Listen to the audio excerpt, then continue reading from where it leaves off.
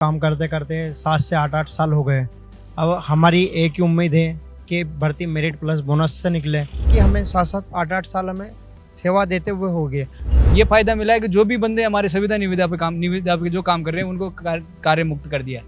ये जरूर इन्हें फायदा दिया है, जिनको बेचारों को अभी सेवा बहाली के लिए भी नहीं करी और उनको बेरोजगार कर दिया। सरकार की योजनाओं को हम गांव-गांव डाणी-डाणी पहुंचाने का काम कर रहे हैं, फिर सरकार हमारी पीड़ाओं को क्यों नहीं समझ रही। राजस्थान में चिकित्सा विभाग में 2023 के बाद नर्सिंग ऑफिसर भर्ती नहीं निकाली गई, लेकिन जो अभ्यर्थी तैयारी कर रहे हैं, जो नर्सिंग पदों पर संविदा पे काम कर रहे हैं, वो सरकार से गुहार कर रहे हैं। चिकित्सा विभाग भी आज पहुंचे हैं। इनकी ये मांग है कि आगामी जो नर्सिंग ऑफिसर की जो भर्ती निकाली जाए वो मेरिट बोनस में निकाली जाए। क्या कुछ इनकी मांगे हैं, क्योंकि और इनकी जो साथी है अभी और आएंगे यहाँ पर स्वास्थ्य विभाग के बाहर यहाँ पर ज्ञापन देंगे आज। सर, क्या नाम आपका? मेरा नाम भगवान सिंह है। कहाँ से आए आप? मैं यहाँ जयपुर से, एसएमएस मेडिकल कॉलेज से 2022 में मैंने ज्वाइनिंग करा था। उसके बाद सरकार ने अभी तक हमारी कोई मेरिट और बोनस से वैकेंसी नहीं है। 2021 में भर्ती जारी करी थी, उसको बढ़ाते बढ़ाते 23 में ले गए और 23 में उस भर्ती का विज्ञापन जारी करके दोबारा से उन्हीं जो हमारे साथी थे उनको मतलब उस भर्ती में लेकर उसको पूरा करते करते उन्होंने ये कांग्रेस सरकार ने निकाल दी। फिर उसी भर्ती को 2025 में कंप्लीट करा बीजेपी सरकार ने, जो अभी तक वो मतलब कंप्लीट हो गई है। अब हम चाह रहे हैं जैसे हम 2021 से 22 से 23 से और कोरोना से लगे हुए हैं, हमें भी उसी मेरिट और बोनस के आधार पर भर्ती देके हमें रिलीफ देने का कृपा करें।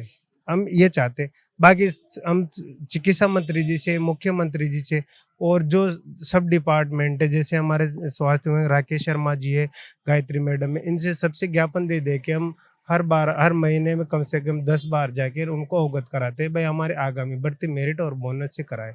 वो आश्वासन देते हैं भाई हम भर्ती आपके मेरिट बोनस से कराएंगे, पर अभी तक जब हम आरटीआई के थ्रू पता करते हैं तो उसमें क्या है, एक फाइल का जिक्र करते हैं जो उसमें कुछ नियम में बदलाव कराने की बात है।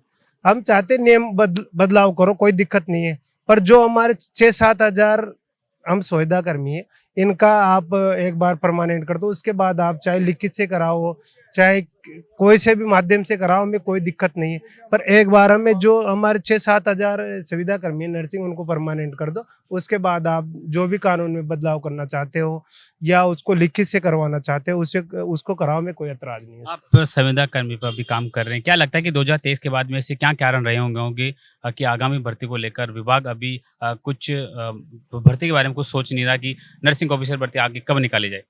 सर, अब हमें काम करते करते 7 से 8 8 साल हो गए। अब हमारी एक ही उम्मीद है कि भर्ती मेरिट प्लस बोनस से निकले। अब सब मैडम कहती है कि आप एग्ज़ाम की तैयारी करो। हम एग्ज़ाम की तैयारी किस बेस पे करें सर?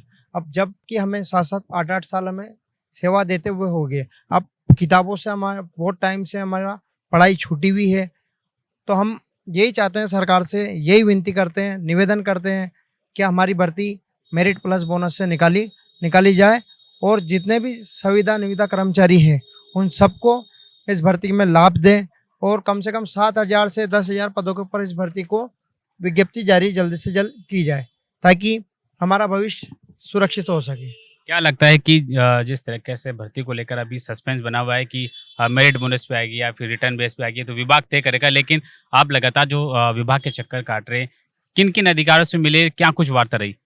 ऐसा तो हमारे कोई विभाग का कोई अधिकारी नहीं बचा जिससे हमने वार्ता नहीं हुई। हमने 15 मई को एक सांकेतिक धरना भी दिया था स्वास्थ्य भवन में, जिसमें हमारी वार्ता भी हुई। वार्ता में कहा कि तुम्हारी भर्ती मेरिट प्लस बोनस से बहुत जल्दी निकाल देंगे, मगर उसके बाद 1.5 महीने तक अभी तक इनका कोई एक भी ऐसा कागज नहीं लगा जिससे संविदा निविदा को कोई फायदा मिला हो। फायदा मिला है, ये फायदा मिला है कि जो भी बंदे हमारे संविदा निविदा पे जो काम कर रहे हैं उनको कार्य मुक्त कर दिया है।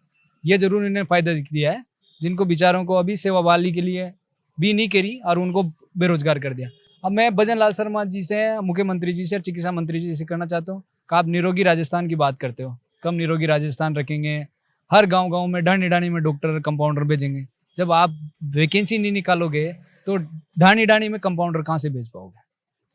तो मैं सरकार से निवेदन करता हूँ, और मांग करता हूँ संविदा निविदा नर्सेज की तरफ से का आगामी भर्ती जैसे 2013 में इन्होंने निकाली, इन्हीं की सरकार के द्वारा बोनस देने का प्रावधान इन्होंने स्टार्ट किया है। ऐसे कोई नहीं कि कांग्रेस ने स्टार्ट किया हो, भर्ती इन्होंने स्टार्ट करी थी जब मुख्यमंत्री वसुंधरा राजे सिंधिया थी। 5, 10, 15 का इन्होंने 2013 में निकाली, फिर 18 में निकाली, 23 में कांग्रेस सरकार निकाल के की, पूर्ण इन्होंने करी। तो जो बंदे अल्प वेतन में राजस्थान में नौकरी करते हैं और अपनी आजीविका नहीं चलती 7,500 में, फिर भी वो 7,500 में अपनी आजीविका चला के इनकी जो निरोगी राजस्थान की जो भी नीतियाँ होती है उनको धरातल पे उतारने का काम एक नर्स ही करती है। डॉक्टर आता है 5 मिनट पेशेंट के पास रुक के एक पर्चा लिखता है, छोड़ के चला जाता है। अगर देखी जाए 24 घंटा अगर पेशेंट के पास रुकता है तो एक होती है नर्स, नर्स के अलावा कोई नहीं रुकेगा। तो मैं सरकार से मांगे कि आगामी भर्ती बहुत जल्दी निकाले, भर्ती हमारी मेरिट प्लस बोनस से निकले। अगर आप भर्ती को एग्जाम से भी कराना चाहते हो तो राजस्थान के पहले जितने भी संविदा निविदा नर्सेज हैं उनको परमानेंट करो, उसके बाद आप एग्जाम से कराओ या डायरेक्ट लो, हमें उससे कोई एतराज नहीं। हमने जो टाइम दिया है उसका हमें प्रबंधन। चिकित्सा विभाग की जितनी भी भर्तियां है वो तमाम सवालों के घेरे में रहती है। कई बार चिकित्सा मंत्री ने भी इस बात का हवाला दिया है और उन्होंने मीडिया से बातचीत करते हुए कहा है कि आगामी जो कुछ भी भर्तियां होगी अब लिखित पर हम विचार करेंगे, हालांकि विभाग ने अभी तय नहीं किया। मैं आपकी बात पे कहना चाहूँगा कि चिकित्सा मंत्री ने ये भी कहा है अभी कुछ ही दिनों पहले कि आगामी भर्ती मेरिट और बोनस पूर्व के बाद ही होगी। और मैं माननीय राजस्थान के मुख्यमंत्री महोदय, चिकित्सा मंत्री महोदय से निवेदन करता हूं कि सरकार की योजनाओं को गांव-गांव डाणी-डाणी पहुंचाने में संविदा कर्मियों का बड़ा योगदान है। आप इनकी पीड़ा को समझे। अल्प वेतन में जो कार्य कर रहे हैं कर्मचारी, आज उम्र के आखिरी पड़ाव में भी सरकार की योजनाओं को ग्रामीण क्षेत्र में पहुंचाने का काम कर रहे हैं। मैं चिकित्सा मंत्री जी से निवेदन करता हूं कि 13,500 पदों पर नर्सिंग ऑफिसर भर्ती को निकाल के मेरिट और बोनस के आधार पे और जो संविदा कर्मी है उनको राहत दी जाए, या फिर आप पंजाब का मॉडल लागू कीजिए कि सभी संविदा कर्मचारियों को परमानेंट कीजिए, फिर बाकी आप कोई भी बदलाव कीजिए, हमें कोई एतराज नहीं है। क्या लगता है कि आगामी चिकित्सा सेवा में जो भर्तियां होगी संविदा वाले ऑप्शन को हटाएंगे या फिर परमानेंट वाले को निकालेंगे? देखिए, मैं बताना चाहता हूँ कि सरकार का रवैया बिल्कुल हमारे पक्ष में है, लेकिन कुछ जगह अभी हम हमारी मांगों को लेकर आंदोलन करते हैं, हम मांग रखते हैं, तो सरकार कहीं ना कहीं निविदा कर्मचारियों की सेवाएं समाप्त करने का काम कर रही है, जो बड़ी विडंबना है, बहुत निंदनीय है।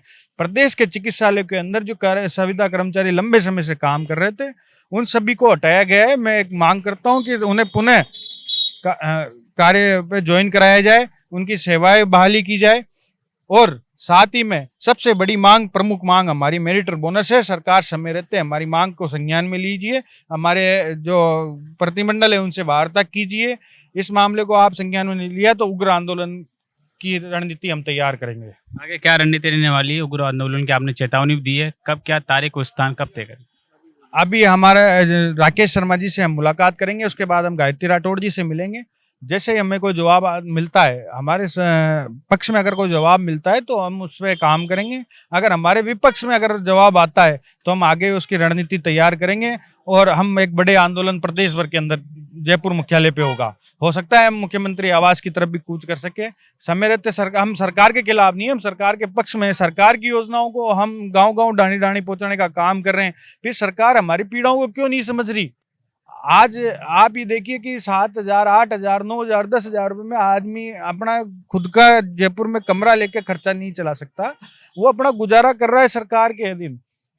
तो सरकार को भी विचार करना चाहिए, सरकार को भी इनकी पीड़ा को समझना चाहिए। आगे इनके परिवार के बच्चों को, माँ बाप को पालने का कहाँ से आर्थिक, आज आप बताइए अगर एज होने के बाद आदमी कहाँ कमाने जाएगा? क्या वो 40 साल पीछे वापस थोड़ी जा सकता है?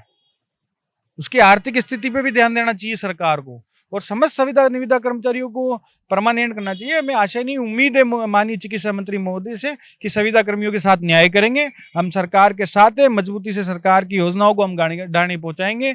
लेकिन सरकार अगर हमारे मामले को संज्ञान में नहीं लेती तो हम आगे अपनी रणनीति तैयार करके हम धरना प्रदर्शन करेंगे। सर, राजस्थान के जो निविदा कर्मचारियों को हटाए गए उनका एक धरना चल रहा है, जिसमें हमारे एक साथी जिनको तुगलकी फरमान के रूप में आज भारतीय संविधान में ये प्रणाली होती है कि आप आदमी को 1 महीने पहले सूचित किया जाता है कि 1 महीने बाद आपकी सेवा समाप्त होगी, 3 महीने बाद आपकी सेवा समाप्त होगी। उसके पहले बिना किसी तैयारी के आनन फानन में उनको कहा जाता है कल से आपको ड्यूटी पे नहीं आना। उस स्ट्रेस से हमारे एक दीपक हालवाल नाम से नौजवान युवा साथी की सुसाइड अटेम्प्ट कर लेता है और डेथ हो जाती है। उसके विरोध में हम चाहते हैं कि और बाकी लोगों को हटाया, उनको बहाल की जाए और दीपक खारवाल को राज्य सरकार से मुआवजे की मांग को लेकर हमारा धरना अनुव्रत गेट नंबर 3 पर मेडिकल कॉलेज के आगे चल रहा है। उसके अलावा मैं आपको बता देना चाहता हूं साथ ही कि राज्य सरकार ने चुनावी घोषणा पत्र में वादा किया था, चाहे कांग्रेस का घोषणा पत्र देख लो, चाहे बीजेपी का घोषणा पत्र देख लो, कि हमारी सरकार आएगी तो हम जो संविदा और निविदा कर्मचारी लगे हुए हैं उनको आने वाले समय में सरकार बनते ही हम उनको नियमितीकरण करेंगे। तो हमारा मांग ये है कि सरकार ने 2009 में ग्रामीण कैडर से परमानेंट किया था, जिसमें इंटरव्यू बेस पे भर्ती ली थी, और जो संविदा पर निविदा पे जो कर्मचारी लगे हुए थे उस समय उनको नियमितीकरण का काम किया था। 2013 में सरकार ने इंटरव्यू बोनस को चेंज करके मेरिट प्लस बोनस अंक से भर्ती की और उनको नियमितीकरण का काम किया। 2018 में सरकार ने 10, 20, 30 बोनस अंक देकर नियमितीकरण का काम किया। 2023 में नियमितीकरण का काम किया, और उससे पहले अगर आप देखो तो 10-11 में आरपीएससी भी हुई है। तो हम ये चाहते हैं कि सरकार जो आज दिनांक तक जितने भी संविदा निविदा बोनस भोगी है, जिन्होंने अपना जवानी राज्य सरकार और राजस्थान को निरोगी राजस्थान बनाने के लिए दी है, उनको उसका लाभ दिया जाए। और आने वाली भर्ती आप चाहे किसी भी पैटर्न से करें, मगर पहले वरीयता इनका हक है जो इनको दिया जाए।